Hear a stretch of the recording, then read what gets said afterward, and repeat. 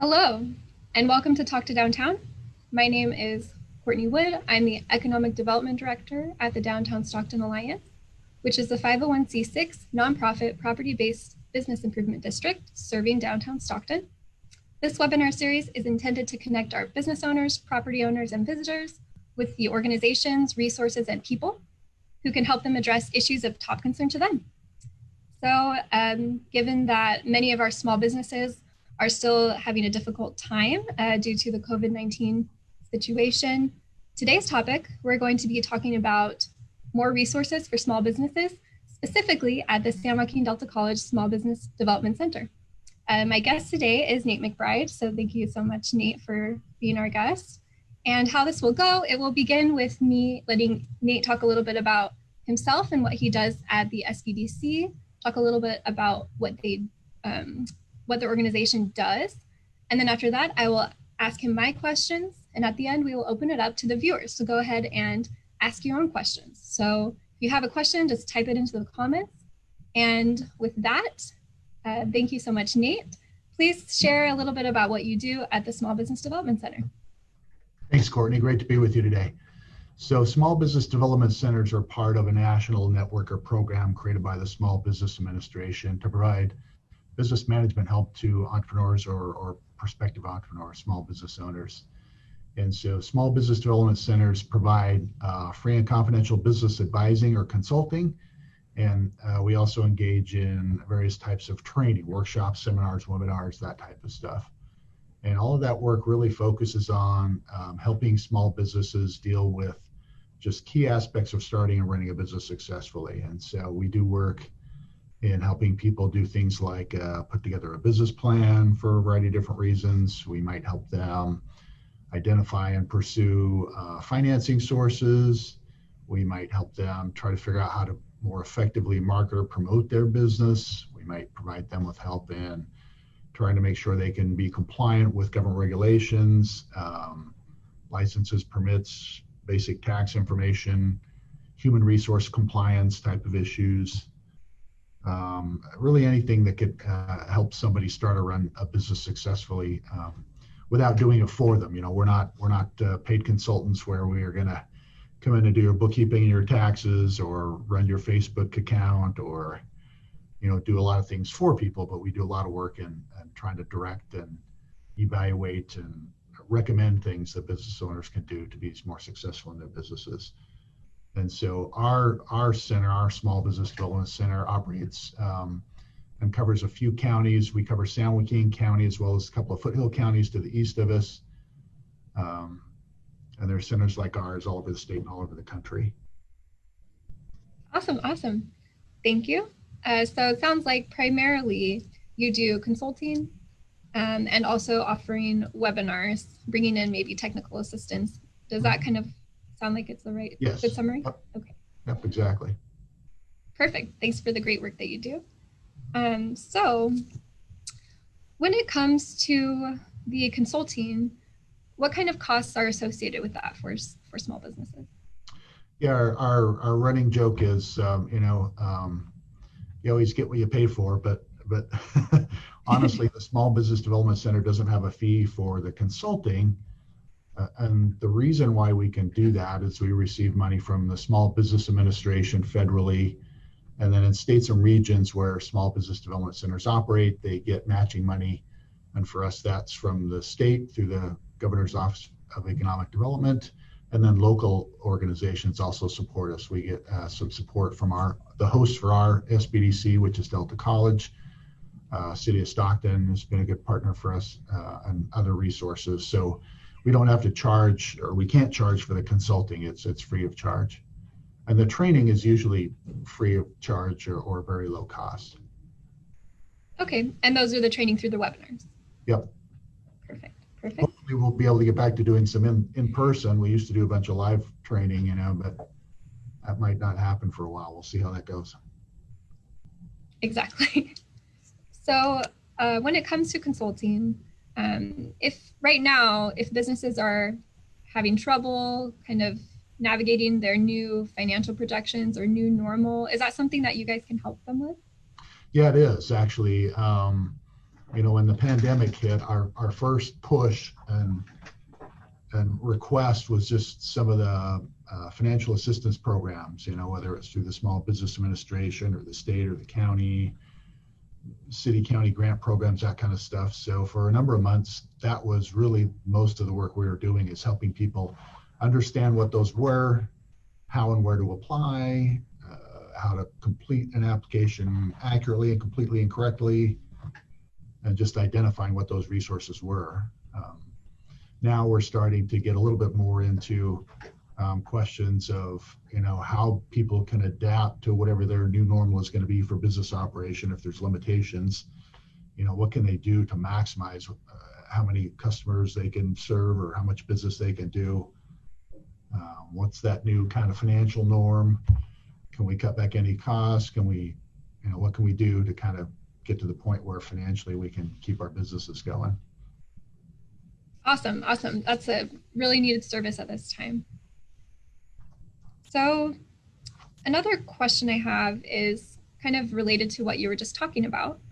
And when it comes to programs like the EIDL and the PPP, which were both extended, fortunately, so that's good.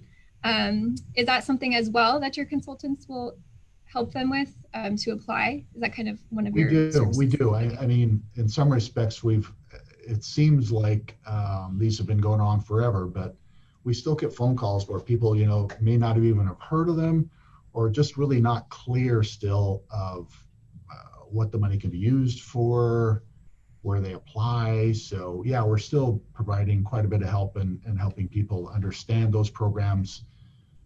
Is it a good fit for what their search situation is? Can they meet the requirements for the forgiveness if it's the PPP and all those type of questions? We're definitely helping people with those type of issues. Excellent. Let's go ahead and dive into the type of questions that you are receiving from small businesses right now. Like, what's the most common question you're getting, and how are you able to help them? Like, one of the questions we're still getting to some degree is just to understand the differences in some of the financing programs, like the economic injury disaster loan and the paycheck protection program loan. Some people are still, it's not so much not understanding what they are, but it's just whether or not they should go after either or both, Certainly some people have hesitations with the PPP loan because they're not sure if they're going to be able to meet the qualifications of the loan forgiveness. And so if they don't qualify, then they have to pay it back over, at least it's 5 years now instead of 2 years. And they changed the use of the funds to drop down to 60% for payroll instead of 75, and a little more flexibility in using the money and stuff. But people are, still hesitant, a lot of them, because the reopening parameters are still a little uncertain. How soon are they going to be able to? How many people can they bring back? Some of those type of questions. So we're still getting those type of questions quite a bit. People are still a little bit unfamiliar with the economic injury disaster loan, although not as much. But even, how to apply to that one. That one's online directly to the SBA, where the PPP, you have to find a participating lender. Sometimes people talk to their financial institution and they're not offering them, so they have to try to find another lender somewhere. That's a little bit challenging, or can be sometimes. So we've fielded lots and lots of those type of questions where we just try to give people information, help them find lenders, help them sort out whether or not they think they can meet the qualifications, if there are any, and steer them in the right direction to kind of cover some of those. And then we also had some questions, although this just ended at the end of June, but the county had that grant program for businesses to try to get some money for things that weren't covered through other resources, through expenses that they had due to COVID. And so we fielded quite a few questions about that. So with any kind of new round of financing that comes up or gets extended or stops and starts or whatever, and all those things make our phone ring a little bit more. Okay.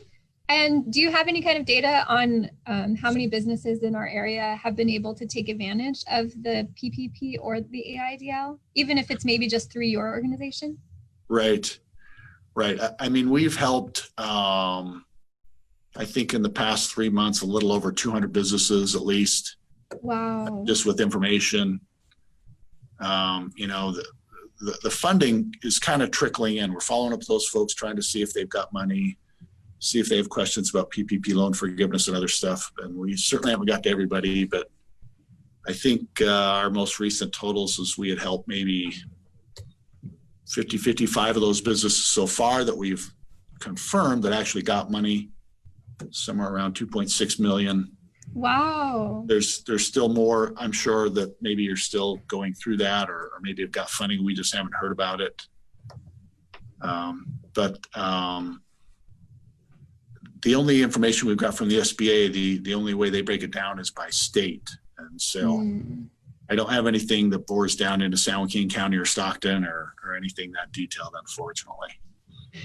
That's okay. I just thought I'd try. Yep.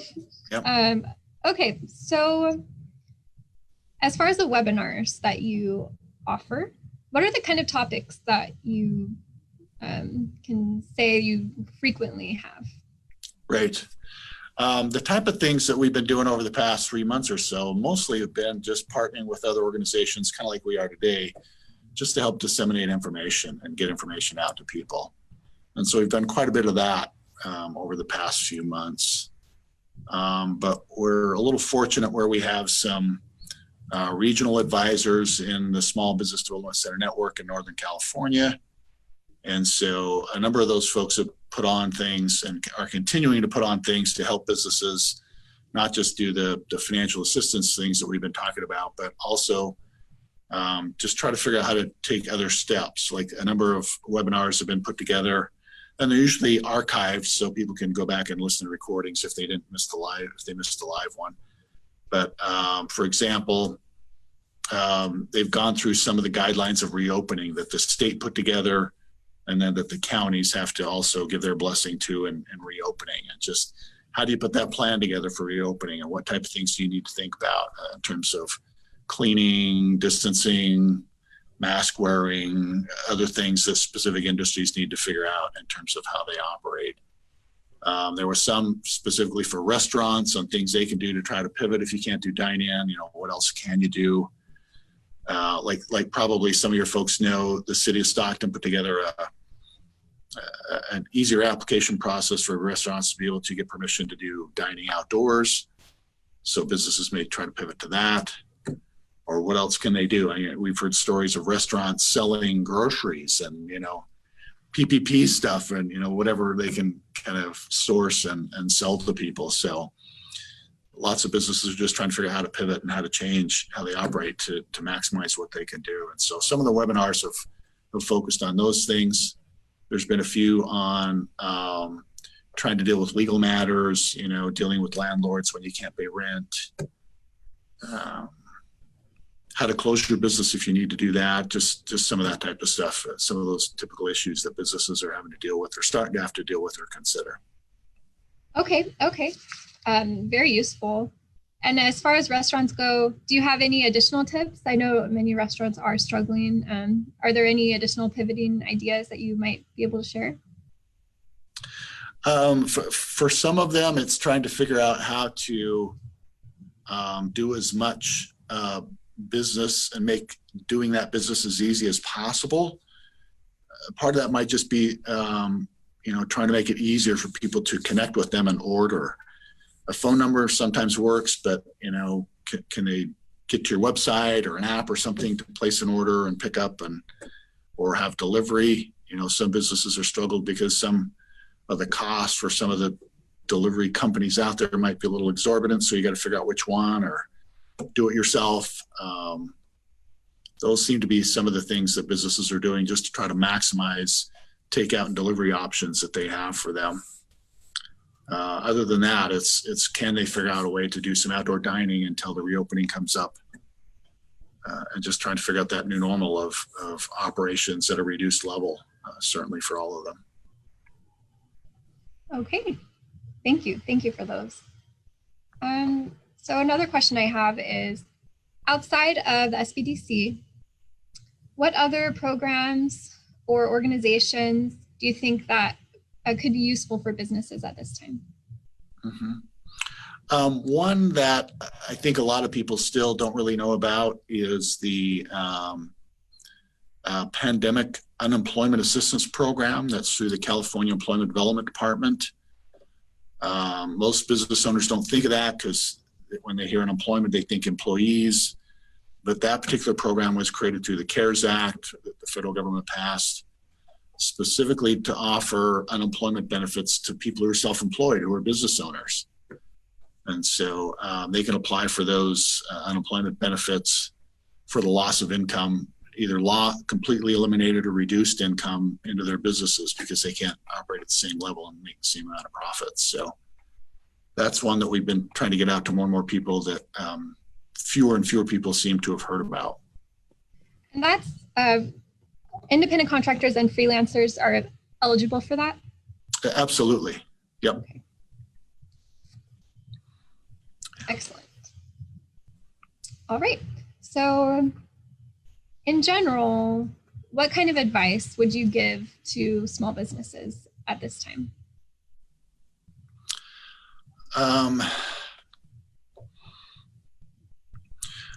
I mean, in some instances, it's obviously an unprecedented situation that we're in terms of how severe the pandemic has impacted businesses across the board, across industries, how deeply that's felt, how challenging it is for businesses.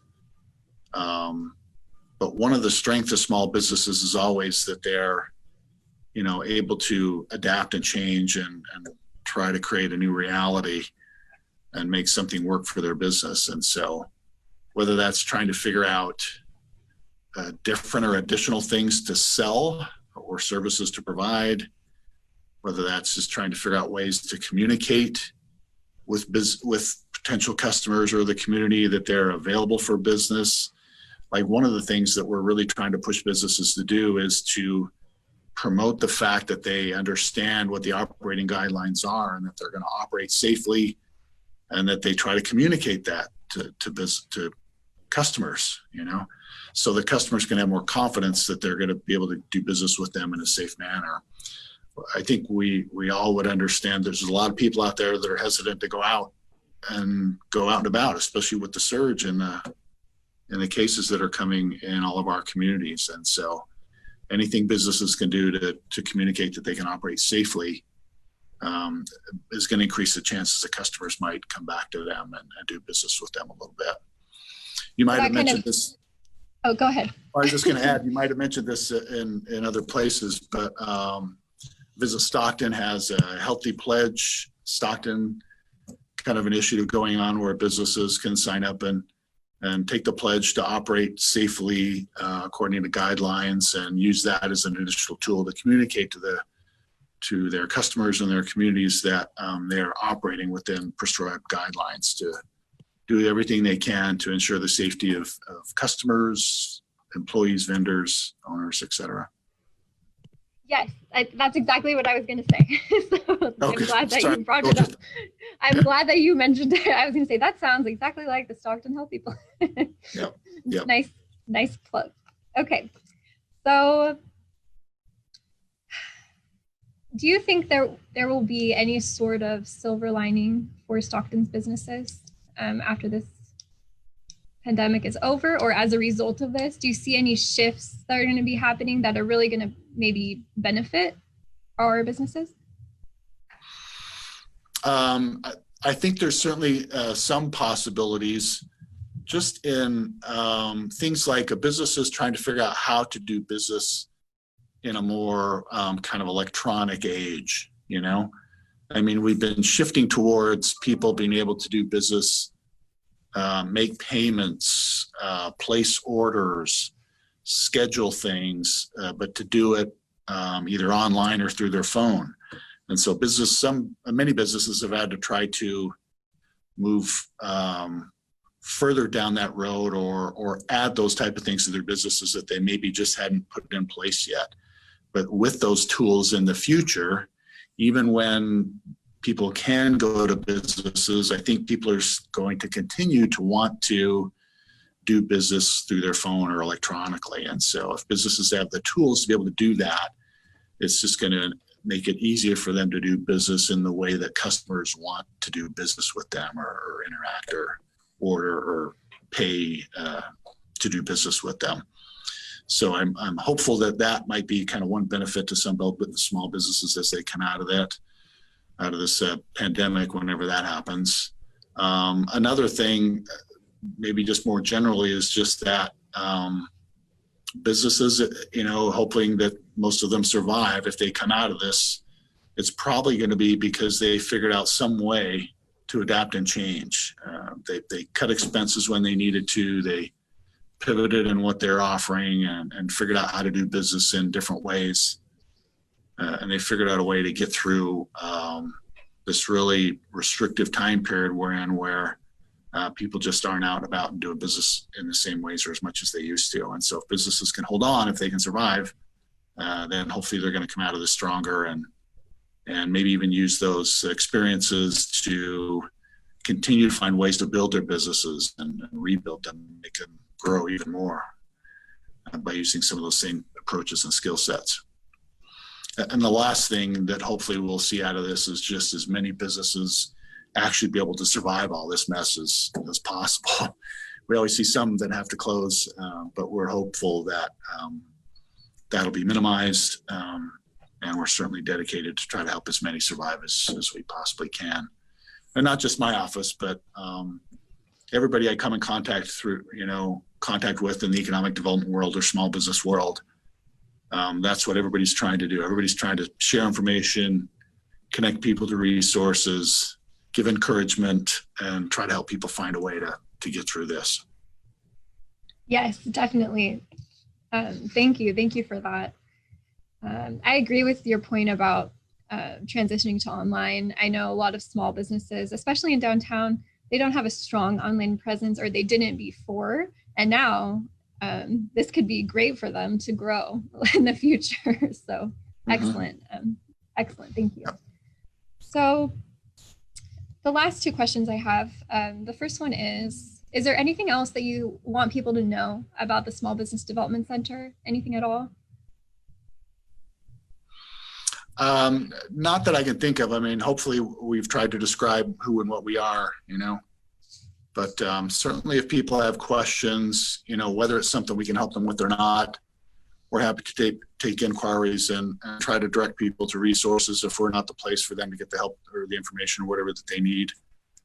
So certainly we hope people would feel like they could contact us and ask a question and see what we can do to help them. Okay, and if they do want to ask a question, which phone number should they call, or should they email you? Like, what's the best way to access your program? Yeah, there's a couple of different ways. They certainly can give us a call. Our phone number is 209-954-5089. They can also request services through our website. And another benefit to our website is they can get information to all the webinars that we have, or things that have been cataloged and outlined for them. We've got a COVID-19 resources page with lots of other information that people might be able to navigate through and get some information. And so that website is sanjoaquinsbdc.org. And they can also click on a button and request our advising or consulting services through that website as well. Oh, easy. That's for them. Yeah. Yeah, if they don't get around to those type of things until 8 or 9 o'clock at night, then our website is an easy way to connect with us. Perfect. All right. Well, thank you, Nate. That's the end of my questions. I really appreciate you sharing all this information. And at this time, we're going to go ahead and open it up to the viewers to go ahead and ask questions. Again, we have Nate McBride here from the San Joaquin Delta College Small Business Development Center. And it looks like so we had a nice comment, Nate, from someone named Gary Hansen. He says he's relied on your perspective and advice for many years. Thanks for giving valuable support to mom and pops like me. So that's kind of a nice, sweet note. Thank you, Gary. Thanks, Gary. Okay. And we have a question coming from Mike Huber. So the question is, do you think there will be another federal round of funding for small businesses, in addition to what's already out there? Yeah, I think so. Like one of the things I've heard or read recently is that there was a certain amount of money allocated to the PPP loan program. And even though they've extended the deadline, from the numbers that I've read and heard, I don't think they're going to fully expend that fund. But I'm pretty sure I heard the Treasury Secretary suggest that they would try to figure out some other way to use those funds, some other more targeted way to offer things for businesses to give them some more assistance. And even just from the perspective of, the pandemic not really being under control and the closing down of things, the impact on businesses doesn't look like it's going to end in the near future anyway. And so I wouldn't be surprised if there was some additional legislation. I think we're getting to the point where maybe it might be a little more narrower targeted in some ways, potentially, like when the economic injury disaster loan opened up in the second allocation of funding, it was only for ag businesses for a while. So I don't know if we might see some of those type of things where they try to target certain industries that have been, harder hit, maybe the ones that have been closed longer or something, I don't know, but I wouldn't be surprised if we got some more assistance in some form or fashion from the federal government. Excellent. Thank you. Thanks, Nate. So I have another question here. It's from Johnny Palacios. And the question is, has the pandemic slowed down the services you offer, or has it increased the services that you've offered? It's actually increased the number of people that we got, especially during the few months right after the pandemic hit and things closed down and some of the disaster relief things came about. Yeah, we were going as fast as we could go just to follow up with the inquiries and people asking for help, phone calls and the online requests. So we got quite busy. We probably saw, almost a doubling of number of people that came through our doors during maybe the past 2 or 3 months than kind of what our usual pace is. That slowed a little bit. I hope that means that businesses have figured out ways to, kind of keep things going and keep things together. But yeah, for a while we had a pretty big bump there that we were going as fast as we could to get to people. Wow. That's amazing. Honestly, it doubled. That's wow. Yeah. Thank you for providing all of that assistance to our community. Our pleasure.